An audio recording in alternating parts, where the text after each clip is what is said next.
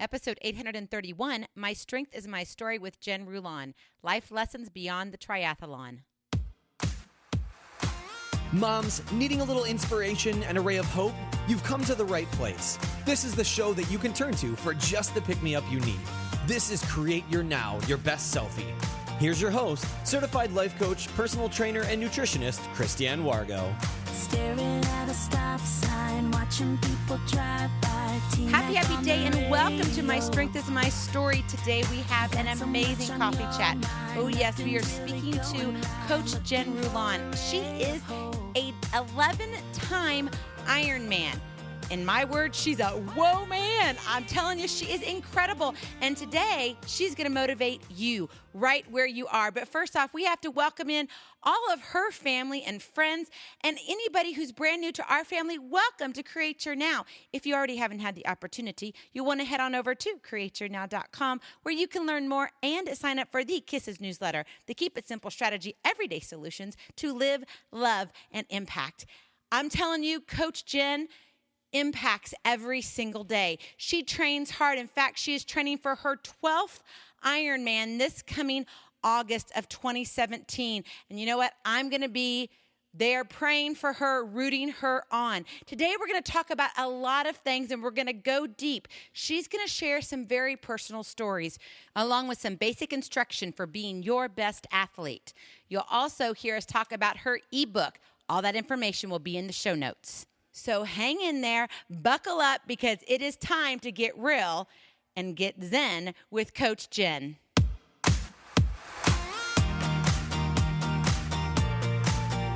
Hello and welcome to Create Your Now. I am so excited to have you here, a part of our series, My Strength is My Story. Today we have on an extraordinary woman.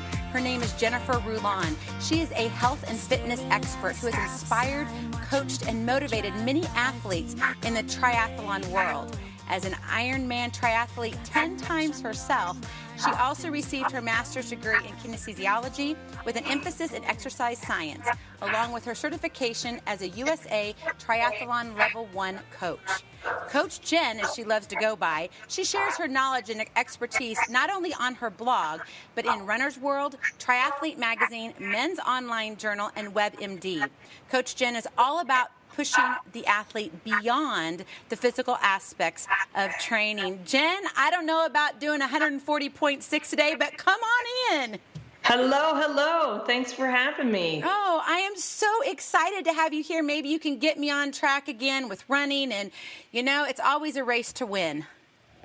It is. But, you know, I think I always try to encourage people that if they don't like running, then don't do it. You know, if there's something else that you want to do that motivates you, that gets you out of bed every morning, then that's what you need to do. Yes. Well, as a triathlete, you've been a triathlete 10 times. Is that correct?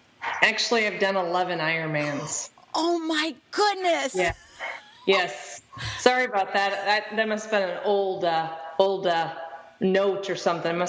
I need to find that. Where'd you get that? I got to change that.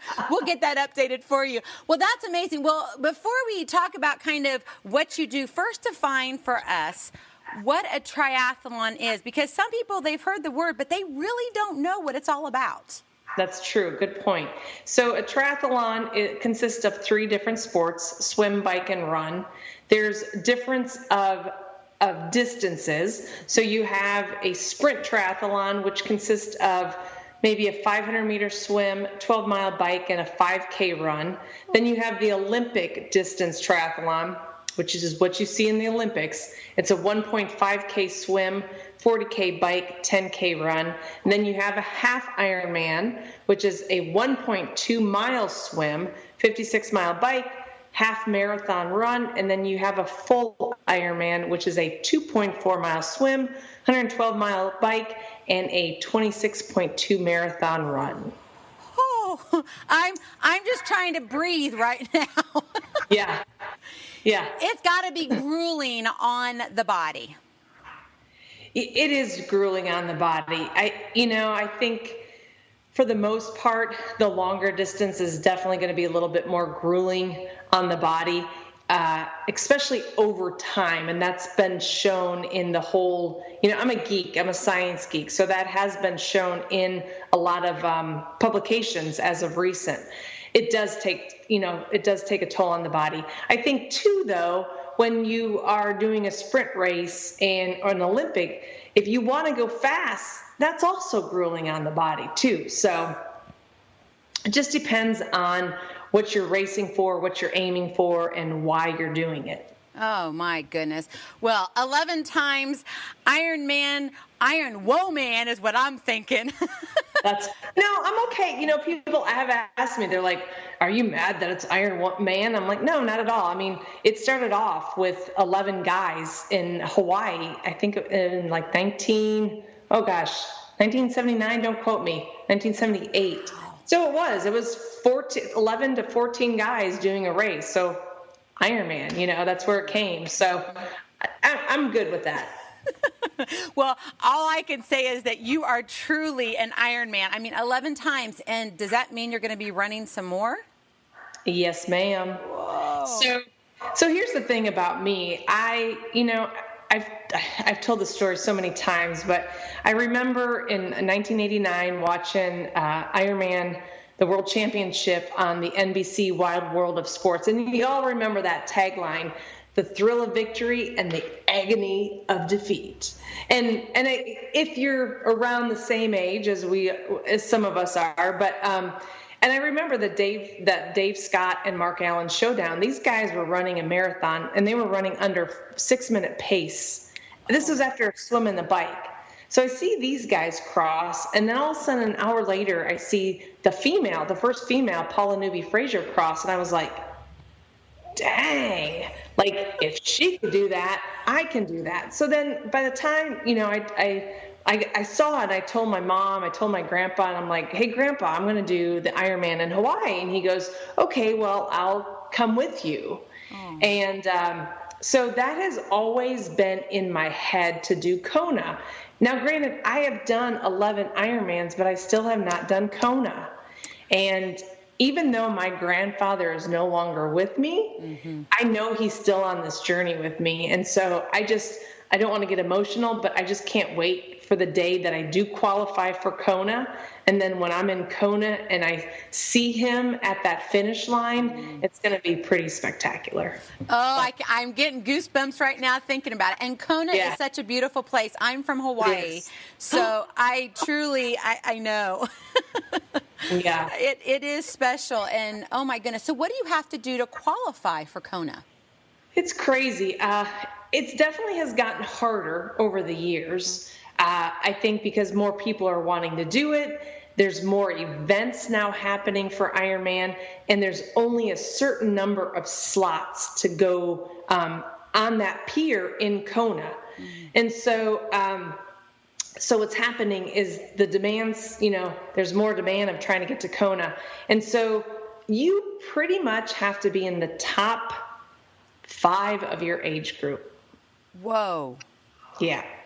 And here's the crazy thing is that Ironman Florida last year, I actually had to go solo, and my husband and I were talking about this conversation yesterday, and I was there physically, I was there mentally, but I was so there spiritually. Like I knew I was in a right mindset. And so when I went, I told him, I said, I don't really care about qualifying. If I qualified, that's the cherry on top.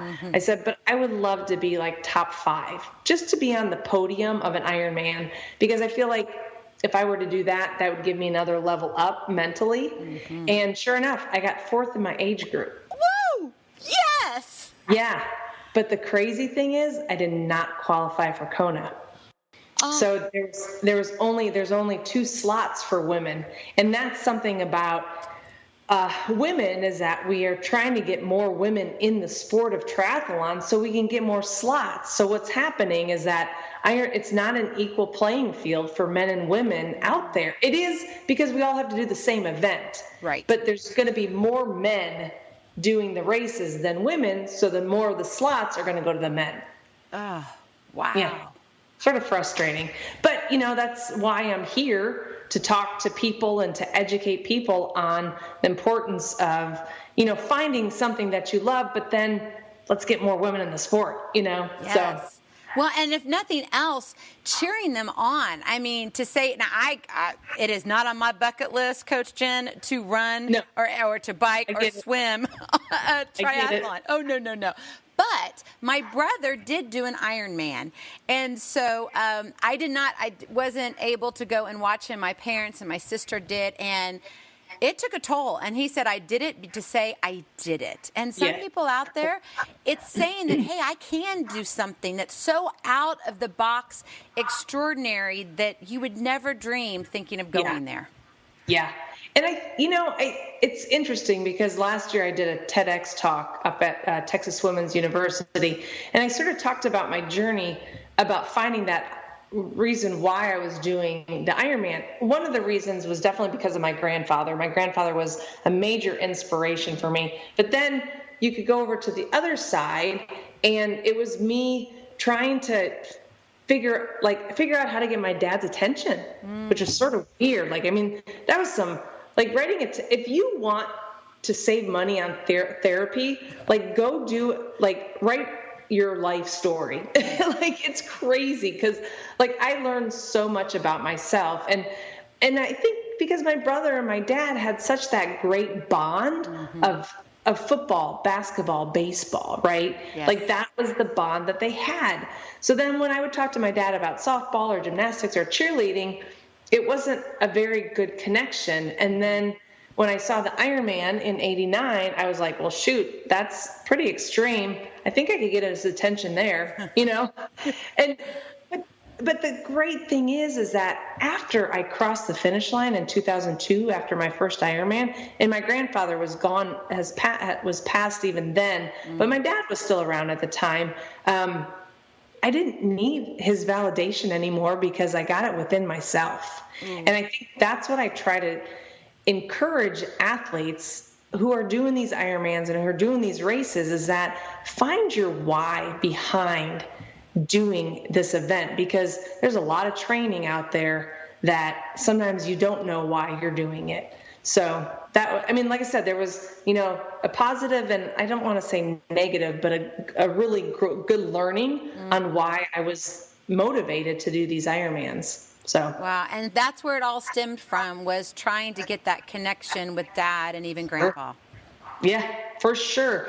And it's weird because my grandpa understood it because he was, and I think that's what triggered me with my grandfather, is because he was healthy. He was fitness. He's seen the Ironman, when he was there, he knew what it entailed. Yeah. But then my dad was totally opposite, because he saw the football players as the champions, as, Billy Sims, Barry Sanders, the Detroit Lions guys, those were the champions in his eyes. But then, what I realized and what I was trying to get is no, I'm the champion here. Hello, look at me, But it, like I said, it was a really deep, like I said, write a TED Talk. Let me tell you, you'll get some good therapy. Yes, and we'll definitely have a link for your TED Talk in the show notes, because I have listened to it, and it is great. I love what you said, and it truly is going beyond the physical aspect of things. But I want to stay physical right now, and then we'll move off into the mindset. Of course. So let's talk about the physical side of things. Obviously, there's training. I'm one who I consider myself a runner, because it really just helps me relieve stress. What is good? You want to exercise, you want to stay healthy. What would you suggest to the listeners out there that are saying, gosh, you inspire me, I want to do something? Where should they begin if they truly they're a beginning athlete? I think the biggest thing that I have seen with people that are starting off is find your why of doing it.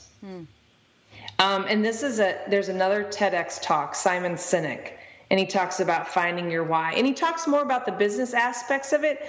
But it's something I talked to my mom too about. Like I said, Mom, you need to get back in the gym. You need to, this and that. And she's like, no, I'm healthy. And I'm like, but you need to see your granddaughter graduate high school. Like that is your why behind.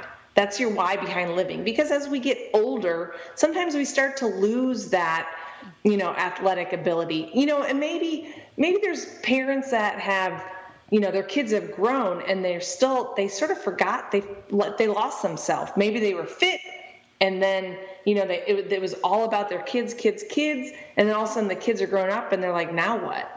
Yeah, but look beyond the life of your kids and look beyond the life of yourself. So I think finding that why of doing the workouts and staying healthy and staying fit is, I think, one of the number one suggestions that I give to somebody. I love that. And so you're going to find your why. You start out on whatever it is that interests you. Maybe it's not a triathlon, and so you're not going to do all that, but maybe it's biking, and you just love biking. Or maybe it's strength training. Yeah, and that's the thing. It might be Zumba. It might be CrossFit. It might be going for a walk. And I talked to my best friend about this too. Like walking is great. Even if you could get wear a Fitbit or I use the Whoop. The Whoop is like it's for athletes. I see it, Fitbit, I see it more for the general population. Yes. But get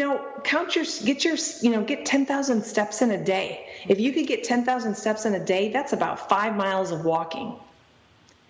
Yeah. And I think, and that to me that's exercise. That's doing something. Like I have had nurses that have bought a Fitbit and they're like, oh my gosh, I put in over 7,000 steps of walking a day.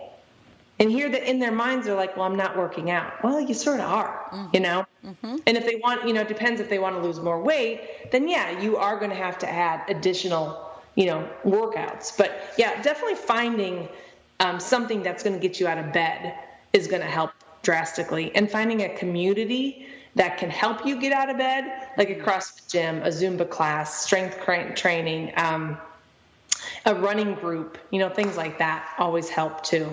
Yes. Yeah. That community, that accountability all helps to kind of keep your motivation going.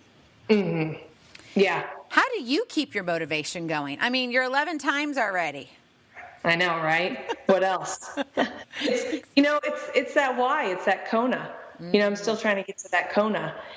That's one of my motivation. Another motivation that I have is I have a team of about 20 people that I work with, whether I coach them or whether they just want to be a part of the community. It's called Rulon Racing, right there. Uh-huh. So I have and when I have people following me and people watching me, to me, I can't fail. The only reason why I will fail is because I'll stop trying. And so whether I have 10,000 people watching me, whether I have my husband watching me, it's still a motivating factor for me. Mm-hmm. So that's beautiful. Thank you.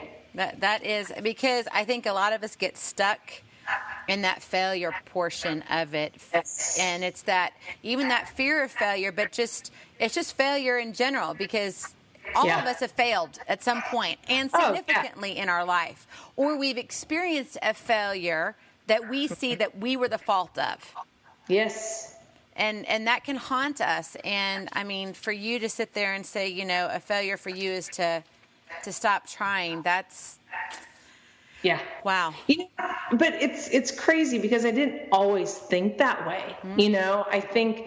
I think I've grown drastically, and this is really going deep, but I've had 4 miscarriages and lost my dad in a matter of 2.5 years, 3 years. Wow. And so, I was like, in my mind, I felt like I failed because I couldn't have a child. I felt like I failed because I lost my dad. Yeah. But what I realized as I started going to therapy at this point, because I was like, I'm always good at what I've done. I don't fail because I keep trying. But when it came to that much bigger picture that I cannot control, that was awakening, and, I did everything I could, I ate right. I did, did this, I did that. And it just wasn't the right time. And that's, what I realized. And then what I realized with my dad, that's his life. That was his journey that he took. Yeah.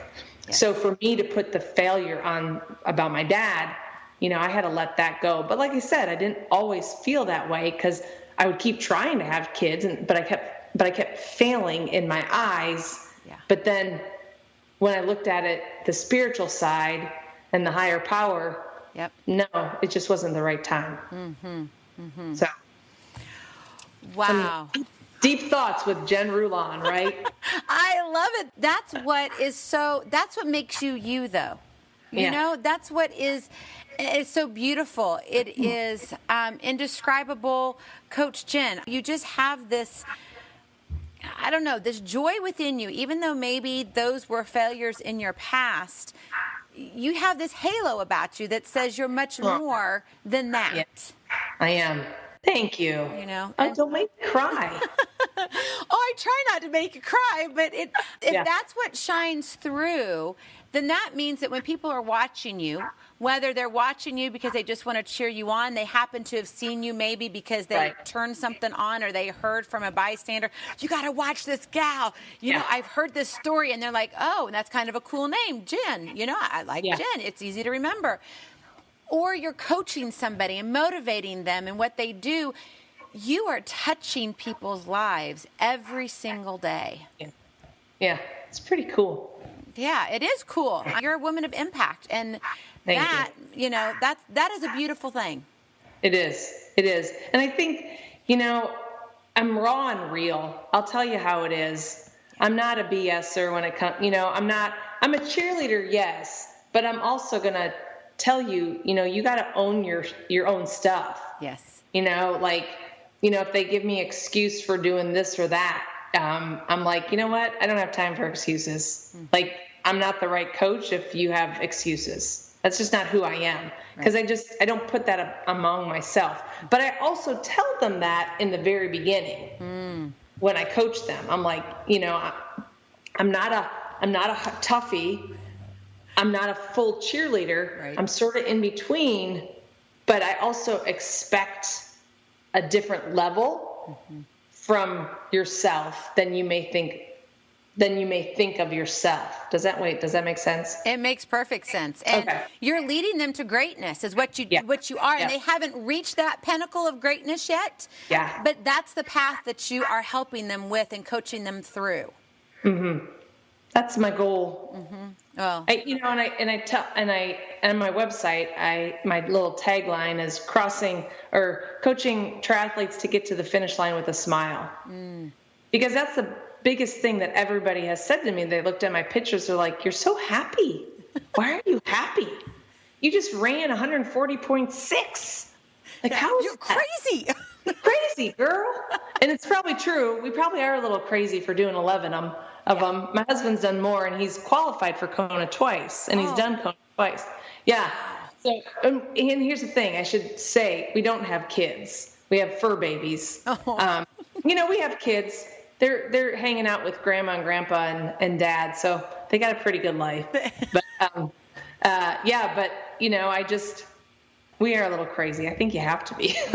Yes, yeah, just a little bit. But, that enthusiasm that you carry through, with what you do personally also then carries into your coaching and how you are serving others. Because it's not just, this is our first time meeting. I was introduced to you from a good friend. And, one thing that I get from you is that it's not about you. It's about training the person who comes to you and saying, how far do you want to take it? Mm-hmm. I'm there to support your dreams, not to support my dreams for you, but your dreams for you. Yeah.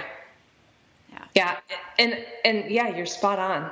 Because I don't, I think I get more satisfaction when I see my athletes cross the finish line than they could imagine. It's funny because when you're training for an Ironman, you could train up to a full year doing Ironmans. So I think sometimes athletes don't always see where I'm taking them. Mm-hmm. And I think that can be very challenging for them. So maybe that week I didn't reach out to them as much as I should have, or I did this. But man, when they cross that finish line, I am the best thing I'm the best thing ever. Like, oh my God, Coach Jen, you are awesome. I'm like, I didn't do the work, you guys. I just provided the tools to get you to that finish line. Yeah. You know, like you are finding your own journey and your own self within your own triathlon journey. Yeah. So, yeah. Well, and that makes an extraordinary coach. Thank you. Definitely. And also, I want to put a plug in. You have an ebook out, and we will have the link in the show notes. So those who want to pick it up, they can. And remind me, Coach Jen, what it's called. Yeah, it's on Amazon. It's called Rulon Rules, Strength Training and the Triathlete. So here, I'll give you a brief about that. I did 4 Ironmans, took an 8-year sabbatical, and that's where I found strength training and CrossFit. Drank the Kool-Aid, went to regionals when it was like easy to get to regionals. And then I started triathlon training again because I forgot about that Kona goal for a while. And that's when I, had the miscarriages and lost my dad during that 8-year sabbatical. So there was a lot going on.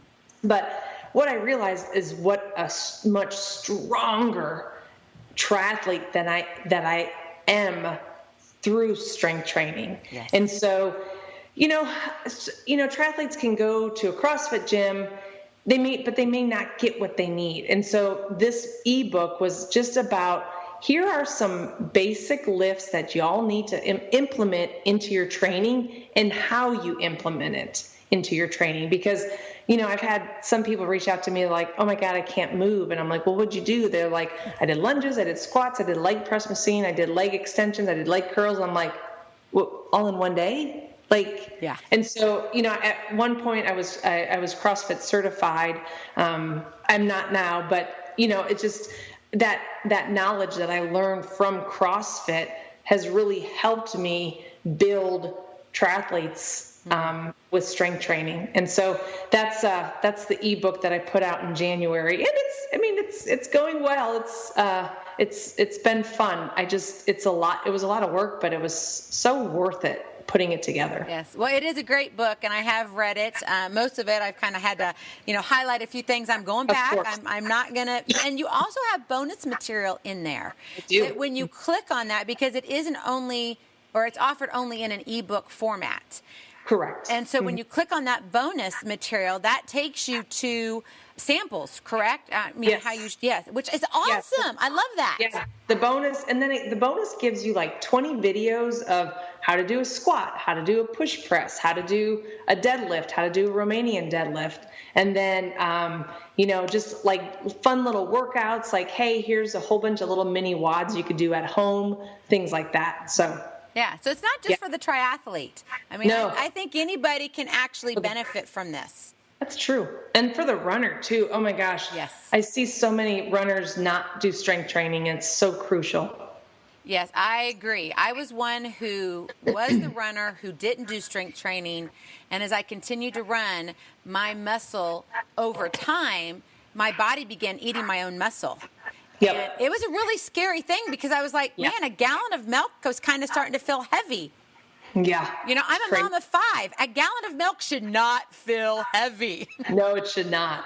Yeah. Hopefully you're not carrying the kids along with the milk. Right. That's why it's heavy, but. Yeah. No. Just the milk, though. And I began to start to notice that this is not normal. This should not be normal. So I started implementing then strength training into my routine, and I was doing it 4 to 5 days a week, not all full body, everything. But it makes a tremendous amount of difference. Big difference. I'm actually, I started working, I'm doing a talk in San Antonio at the Henry B. Gonzalez Convention Center in June.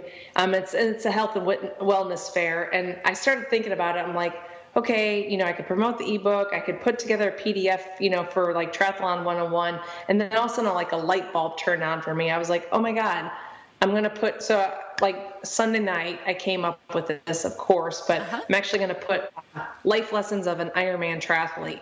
And like lessons going beyond the swim, bike, and run. So it's going to be like it's actually going to be a book, but it's going to be like 100 pages. So that is awesome.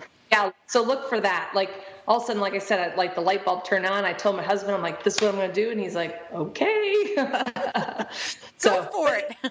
But, I talked about that in my TED Talk, like, life lessons. And this is a huge thing with, with triathletes, especially this weekend. There's Ironman Texas in the Woodlands. And so everybody's freaking out about the weather. And it's like, you guys control what you can control.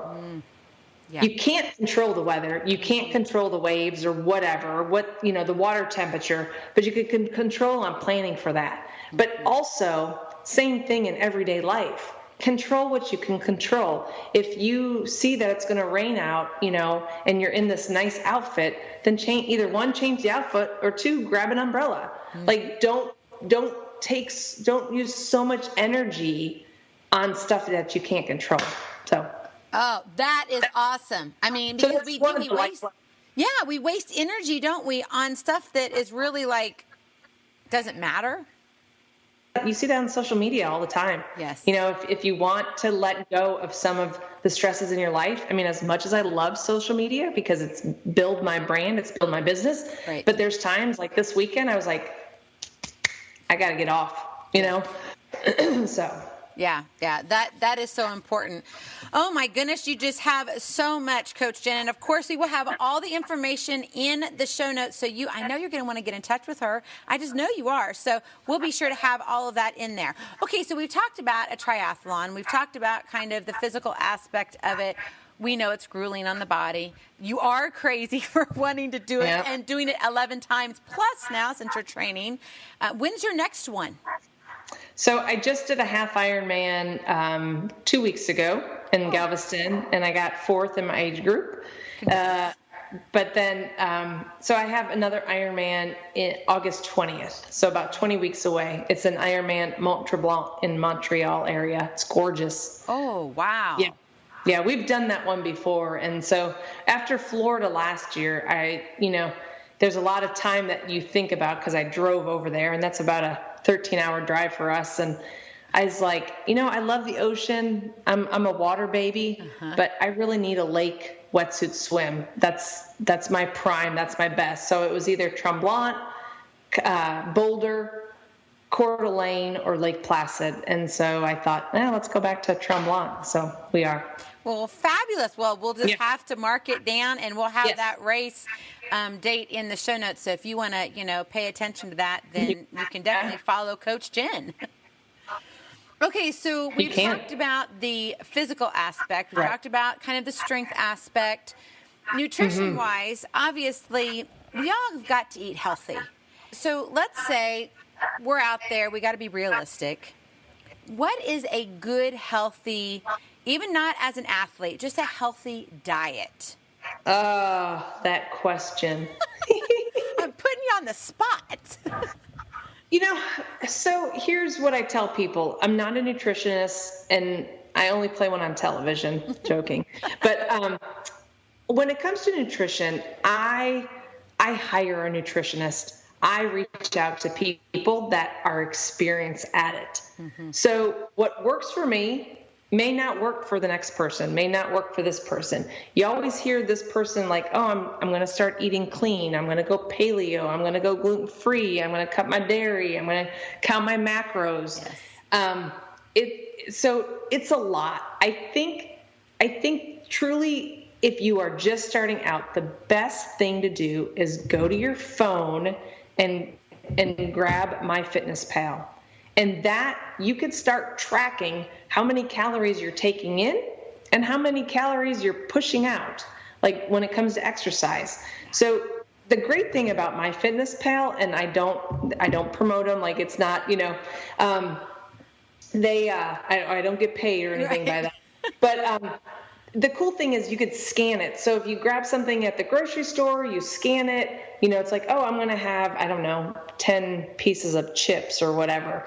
And then that goes right into your dietary information. Mm-hmm. And then all of a sudden you look at it and you're like, oh, wow, I'm at 3,000 calories and I haven't done anything today. And it really keeps you accountable. Like, and then you could start following friends and have people on there, and you could be buddies and stuff like that. So I think MyFitnessPal, if you are just trying to start out and figure out what's good, what's not, because for me, I'm the worst. I shouldn't say I'm the worst at nutrition, but after Ironman Florida, when I said to my husband, I said, if I qualified, but if 2, I get into the top 5, I'm going to go up to Austin and go to Voodoo Donuts. And I never eat donuts. I'm not a donut eater. Uh-huh. But these Voodoo Donuts, have you heard of these? I haven't. There's these big donuts. Like there might be M&Ms, there's bacon, there's all this Fruit Loops, Fruity Pebbles. Oh my. So I go up there and I get one, and I sat there with my cup of coffee and I indulged in this donut. And so when I thought, I'll grab 4 more to take home so my husband can have one. He didn't have one single donut. I had a donut every day for 5 days. Wow. And but I'll never have a donut again until probably after my next Ironman. It's just, I want people to not indulge like I just did, for those donuts. But I also want people to realize that, like, if you pull so much of that stuff away, mm-hmm. then you're going to get off track, and I think that's where a lot of people come, have troubles, is that they're like, okay, I'm going to eat clean. I'm going to go gluten-free. I'm going to do this, this, and this. And it's super, super strict. And after 2 weeks, maybe they're starving. And they just binge. Mm. When I try to explain to people about nutrition, is that it's everything in moderate choices. If you want that donut, maybe you have a half a donut. Maybe you have that donut as a reinforcement, like I did. Maybe you have, or chips or salsa, or, I don't know, whatever their thing is. Right. So MyFitnessPal is the way to go. Track your calories in, and then it will also track your calories fitness, working out wise, and then everything in moderation. Mm-hmm. It's really what it is. Mm-hmm. Excellent tips from Coach Jen. Of course, I love it. So now we got to take it further, because it's a mind, body, and the spirit. And we've kind of left out to the mind and the spirit. Mm-hmm. You've been working on something that goes beyond the physical aspect, beyond the nutritional aspect. And that is Iron Zen. Iron Zen.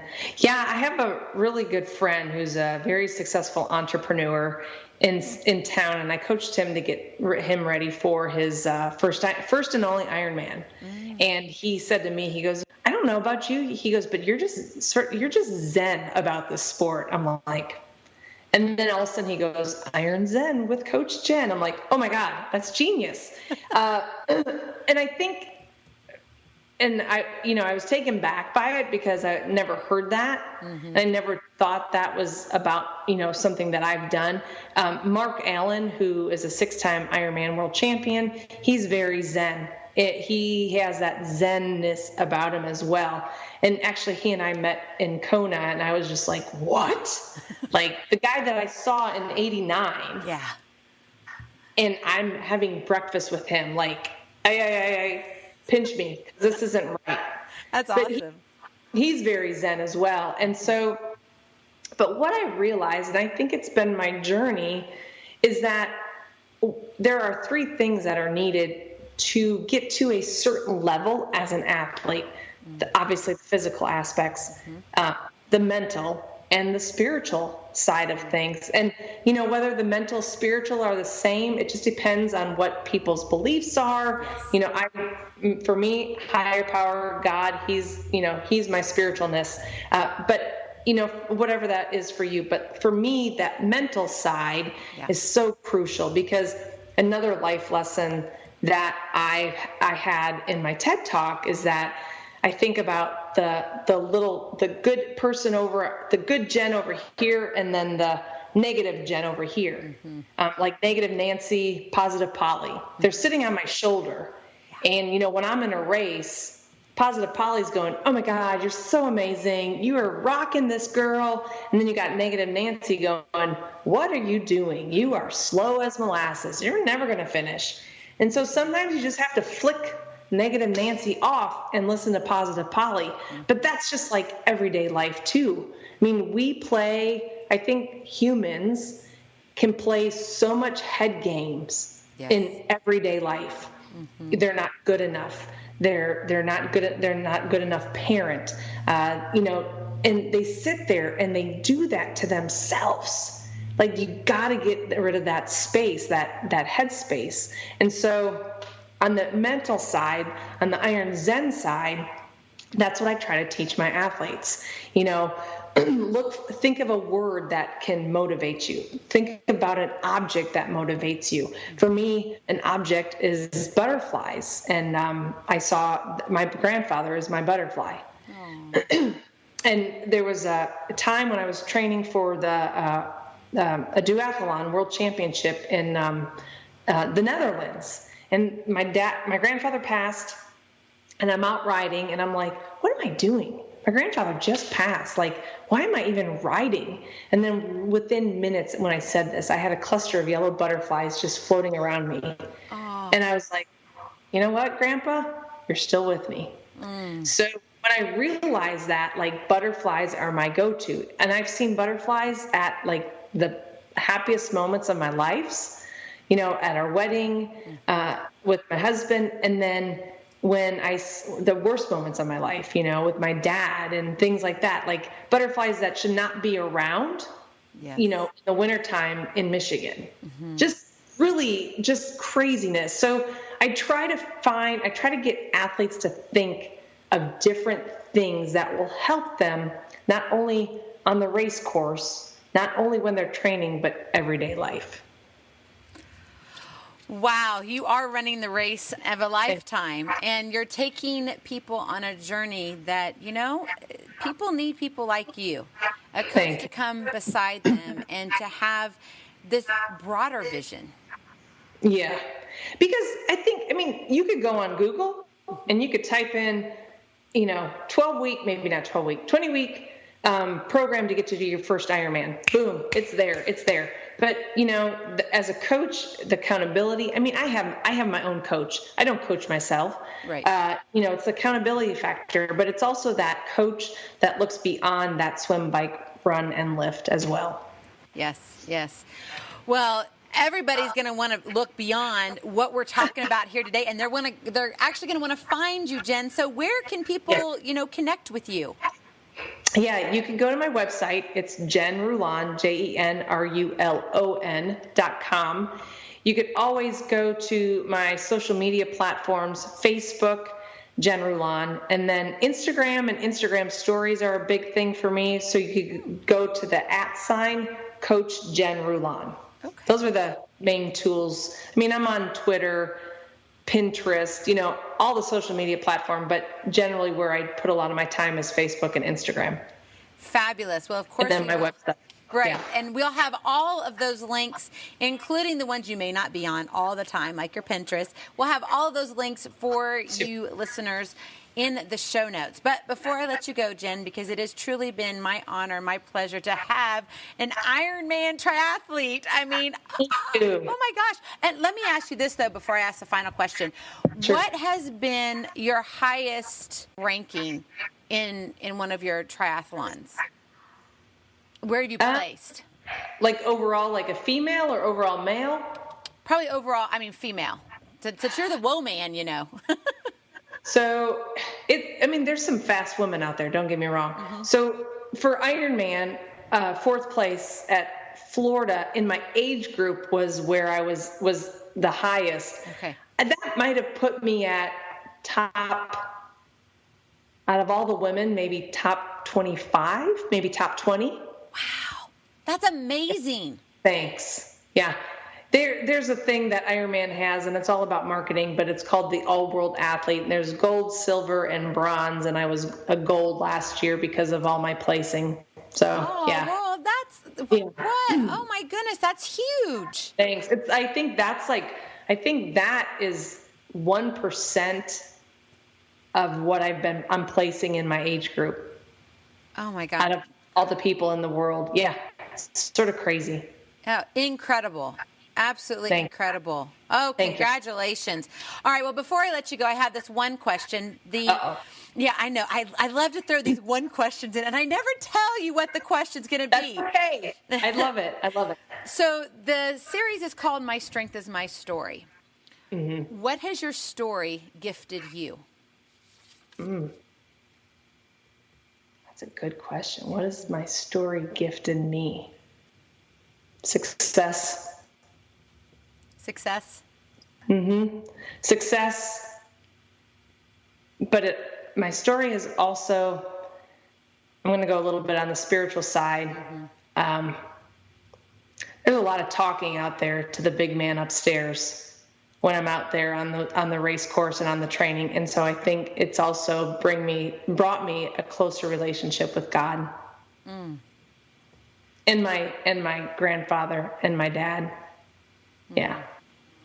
Well, I know right now your dad and your grandpa are looking down and saying, that's my girl. She's got it. She's our champion. Yes, you got it. Mm-hmm. That's it. Well, you're my champion, and I am so delighted that you took time to come on. We'll have to have you back so we can chat again. That would be great, especially after I qualify. That's right. We will celebrate your qualification for Kona right here. You've heard it here. We're going to do it. That's right.